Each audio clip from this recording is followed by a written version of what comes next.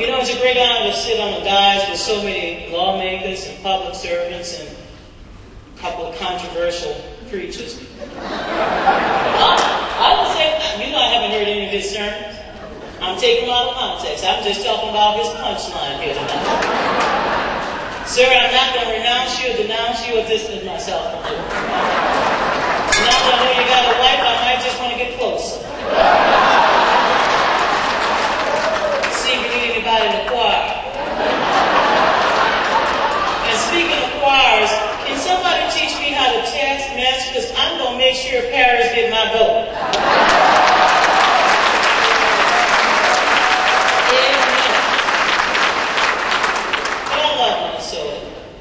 You all really embody Southern hospitality and graciousness.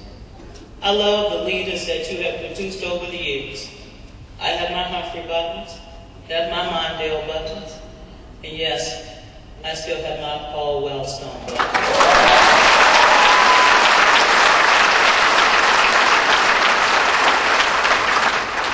I'm on the advisory board of the Wellstone Action Fund. And I'm so proud of that organization that trains young people to go out there on the political battlefield, to produce candidates and to help elect people like Keith Ellison to Congress. So thank you for what you do here in Minnesota.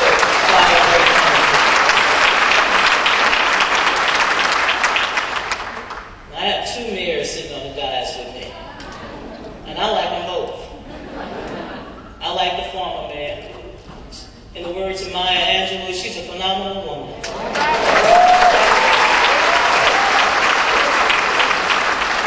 She exemplifies those who strive to do better every day, and she encourages us each and every moment with her tremendous responsibility to take care of the least of these. I had a chance to talk to the mayor, of course. We met Monday on the airplane. Now, you know, some days when you're flying coach, sitting in the middle, you don't know who will come and sit next to you. But in the seat above me was the mayor, and he was flying coach coming back, and we had a chance to talk. So I know he's a grassroots kind of mayor. And I'm so glad that tonight he announced that program, because those houses, those foreclosed properties should be returned to the community to give every American another opportunity to own their home.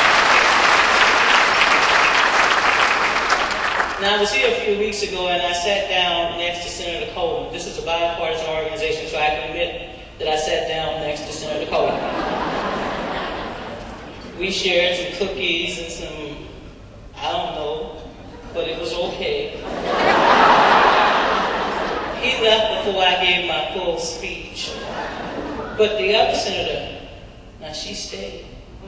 Oh, yeah. We were talking about some heavy-duty foreign policy issues. We were talking about Israel. We were talking about Hamas and Iran and the threat to global security. And I was there speaking as a Democrat. So I was glad that Senator Klobuchar stayed and listened. She's a fabulous woman. And again, I thank you for sending her to Washington. Because when I needed a vote on one of those committees to ensure that we had resources for the people still suffering in Louisiana, she said, go and lobby someone else. I'm with you. So I know her heart, and I know she represents you well. I would be remiss, and I don't have a heavy-duty political speech, although I can give one on a moment's notice. But I would be remiss if I didn't state the obvious, since I started off with the Pope. That is, I'm a super delegate. Now, there are many super delegates in this room, I know. Where's Rick Stafford? Rick, where are you? There's Rick. Rick is my brother. He's the chair of the DNC Gay and Lesbian, Bisexual and Transgender Caucus. We have worked very closely together with the Black Caucus to ensure that we have representation of gays and lesbians, openly gay and lesbian, bisexual and transgender individuals at the convention. He worked with the Black Caucus to ensure that, and I just want to thank you for your leadership, sir.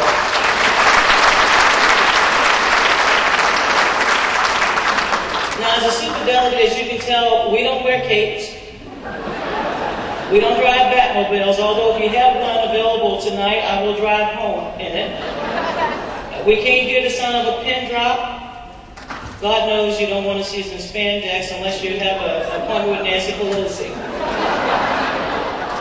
But in a couple of weeks, we will have to make a crucial decision. And yes, my friends, it will be a decision that we all have to make. I am undeclared because I want my vote to help unify the Democratic Party. I am proud of them both. I never thought I would see a day like this. And because we have two terrific candidates, I know we will end on a joyful note. But I'm here first and foremost to talk about the Urban League because I've been part of the Urban League movement since my childhood, since you brought it up. And I have to also bring greetings from my homeboy, your national president, Mark Morial. Mark and I have known each other for over 30 years. I think he's older than I am, last time I checked. Although as a woman, I have the right to lower my age anytime I feel. Mark is a true champion of equality for all Americans. Mark and I sat down on several occasions with President Bush to communicate the needs of those who were still suffering after Hurricane Katrina. Mark, of course, being the former mayor, brought with him all types of graphs and statistics and say, here's why the Gulf Coast should be rebuilt. When it was my turn to speak up, the president winked at me about 6 times, and I didn't know after the third wink what the hell that meant. I knew the first wink was to acknowledge that I didn't vote for him. The second wink was to acknowledge that I don't support his tax cuts to the wealthy. And perhaps the third wink was I don't support his war in Iraq. But then he winked again, which made me think that I didn't support his selection of Dick Cheney as vice president. And then the fifth wink, that was a serious wink. I said, now this man is really forcing me to get serious. Because I don't support No Child Left Behind if you're not going to put the money behind the words. And by the time he winked at me one more time, I opened my mouth. I said, Mr. President, we need help. And he said, help. And when you communicate with the president, the reason why his words sometimes are garbled is because he talks with his hands. I said, help. I said, Mr. President, we have to rebuild the levees. He said, the levees. I said, yes, sir, the levees. All 3,000 miles of levees, Mr. President. And I said, 81,000 homes destroyed. And he said, houses. I said, yes, houses, Mr. President. And he said, I did it. And I said, my heart feels so much better. Now, I'm saying all this about the president because I got a call yesterday from the White House. The president's holding a dinner in New Orleans on Monday. The North American Leaders Summit. You're going to see it in the news. President of Mexico, President Kenya, everybody's coming to Louisiana. And the president called to see if I would come down to be one of his guests. I said, Lord, wink, wink, wink, wink.